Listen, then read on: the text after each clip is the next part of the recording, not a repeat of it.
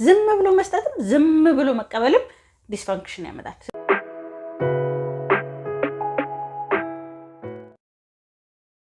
በግ በመውደድና በጓን በመውደድ መካከል ትልቅ ልዩነት አለ።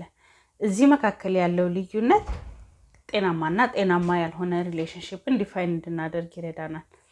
አንድ ገበሬ በጉን የሚወድ ገበሬ ብትታመም ያስታምማታል፣ የሚያስፈልጋት ምግብ ያቀርብላታል፣ ይንከባከባታል። እንዲሁም ደግሞ በምላሹ በሚሸለቱበት ጊዜ ከቆዳዋ ፀጉሩን ሊወስድ ይችላል፣ ወተቷን ሊጠቀም ይችላል፣ የተለያዩ ነገሮችን ሊጠቀም ይችላል። እዚህ ጋር ያለው ነገር ቱ ሳይድ የሆነ ነገር ነው።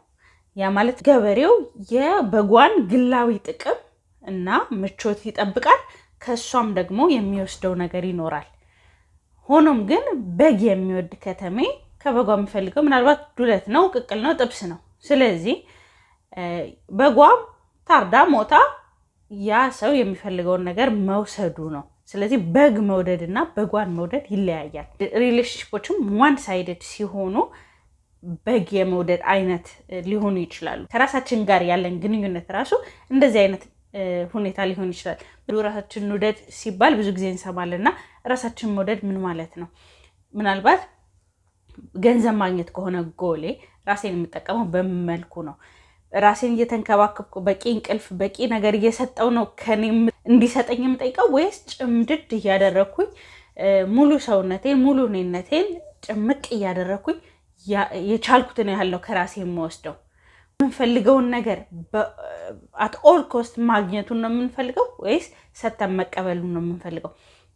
ምክንያቱም ሪሌሽንሺፕ ማንኛውም ከራሳችን ጋር ያለን ሪሌሽንሺፕ ባላንስን ይፈልጋል። ይሄ የተፈጥሮ ጉዳይ ነው። አየር እንኳን ስበን እናስወጣለን። ልሳብ ብቻ ብንል ዲስፋንክሽን ይፈጠራል።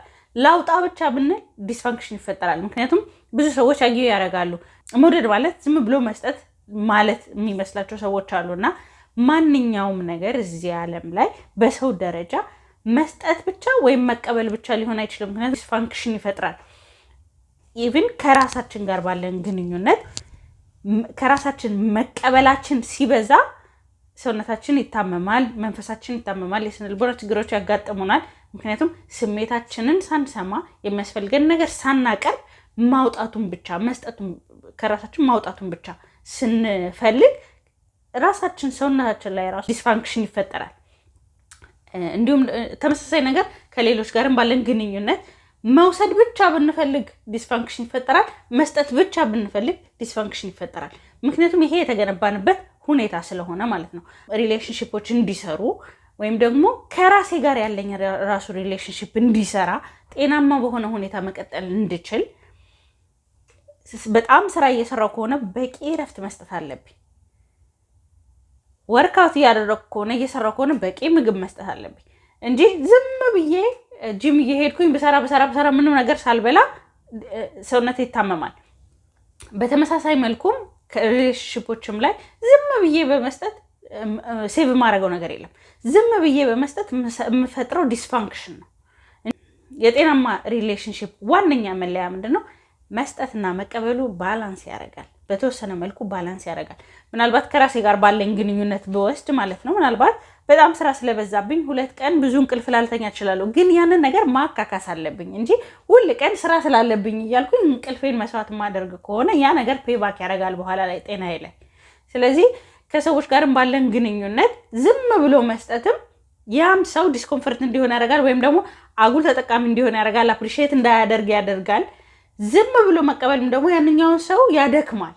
ሰጥቶ ምንም የማይቀበል አይነት ስሜት ስለሚሰጠው ያደክማል። ስለዚህ ሪሌሽንሺፕ ጤነኛ እንዲሆን መስጠትና መቀበሉ በጣም ኢምፖርታንት የሆነ ነገር ነው።